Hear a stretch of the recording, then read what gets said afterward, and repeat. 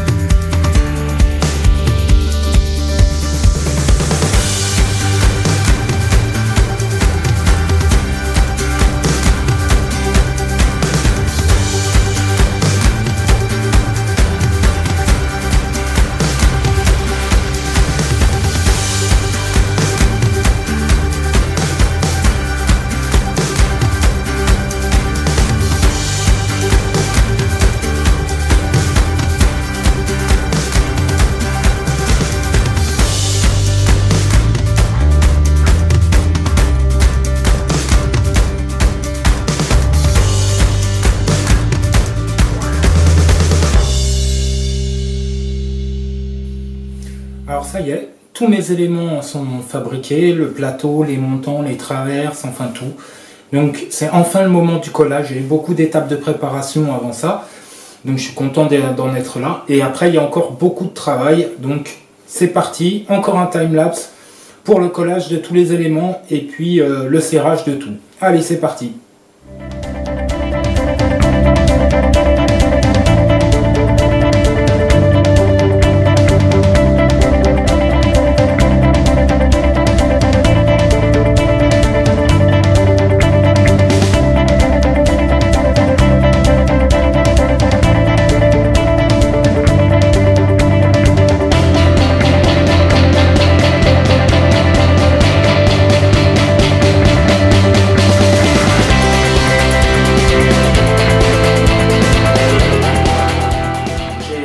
Par réussir à contraindre toute ma porte à peu près comme je voulais. J'ai pas pu prendre les diagonales du coup à cause des sangles, je vais le faire juste après et ajuster si vraiment il y a besoin, mais normalement j'avais fait un premier montage à sec et ça allait nickel sans avoir besoin de régler quoi que ce soit, mais je vais quand même le faire après hors caméra. Donc je suis assez content, elle est contrainte comme je voulais. J'ai un peu galéré pour le montage, ça a été un peu plus dur que quand je l'ai monté à sec, j'ai pas trop su pourquoi, mais bon, en attendant, voilà, la colle est essuyée, je m'en suis foutu partout, c'est cool. Je suis sûr qu'il y a des pros qui vont me regarder et qui vont pouvoir me dire que j'aurais pu faire autrement. Ça, j'en doute pas une seconde, je suis pas du métier et je fais avec les moyens du bord. Donc moi, j'ai que des sangles et quelques serre-joints et le plus grand que j'ai, il fait 1 mètre. Et voilà, il y en a qu'un. Donc j'ai fait comme je pouvais. Par contre, s'il y a des pros qui me regardent et qui ont des conseils à me donner justement pour les prochains montages, à moi ou aux autres, de savoir comment on peut faire justement pour contraindre des surfaces comme ça correctement avec très peu de choses, c'est toujours intéressant à prendre. Donc voilà, on va laisser sécher et puis demain je vais torillonner un peu tout ça. J'aurai juste encore 2 petits fraisages à faire pour les 2 pattes qui vont soutenir la porte sur les roulettes et puis on pourra venir faire l'encoche qui viendra accueillir les morceaux de plexiglas. Ensuite, on fera un bon ponçage, mastic, et puis elle pourra passer à la peinture une fois que ça se sera fait. Pendant que la colle sèche, je vais imprimer les éléments que j'ai besoin avec l'imprimante 3D, puisqu'en fait tout le système de rail qui est en ferraille, le rail en lui-même, mais les roulettes, les butées de porte, tout ça, je les ai dessinés, je vais les imprimer. Donc vous allez voir le time-lapse pour les impressions. Et puis ensuite, on pourra passer au montage de la porte sur le mur. Enfin, en tout cas, au montage du système de la barre avec les éléments que j'ai fait. Allez, on se retrouve tout de suite.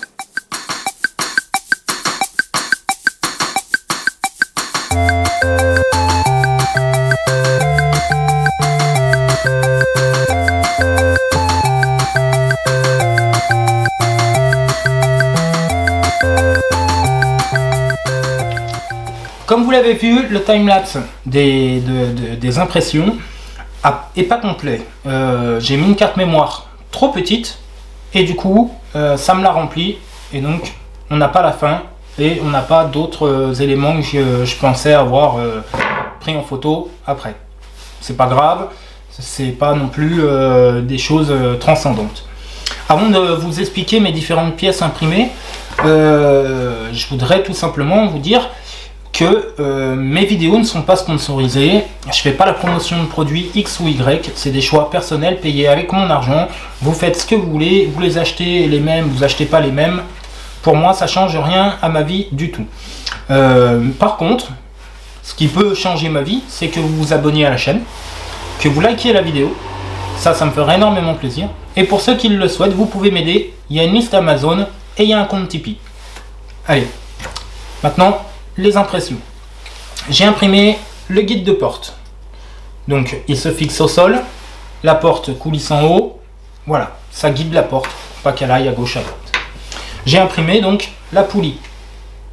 J'ai imprimé la butée de porte, enfin les butées de porte, parce qu'il y en a une de chaque côté, je vais vous montrer tout ça après.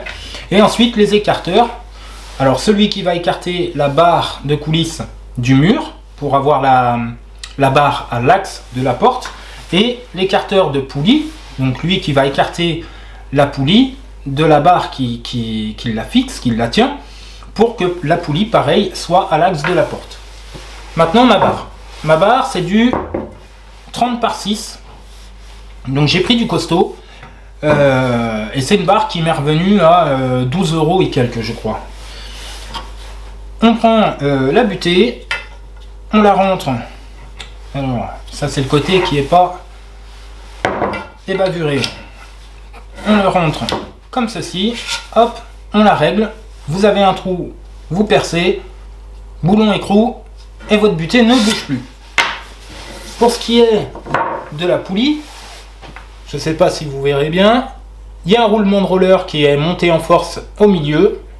Voilà, on obtient une poulie qui vous revient à 13 centimes de mémoire. Vous allez sur les sites internet, ça vaut un peu plus cher. Donc voilà pour les petites explications des impressions, à quoi elles vont me servir.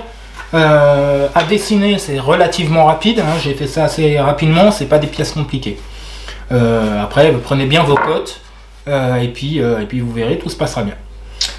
Prochain timelapse, on va percer les endroits où il y a les tenons mortaises, de part en part, y coller des torillons de bois pour éviter que ça se déboîte au cas où, mais normalement ça devrait pas.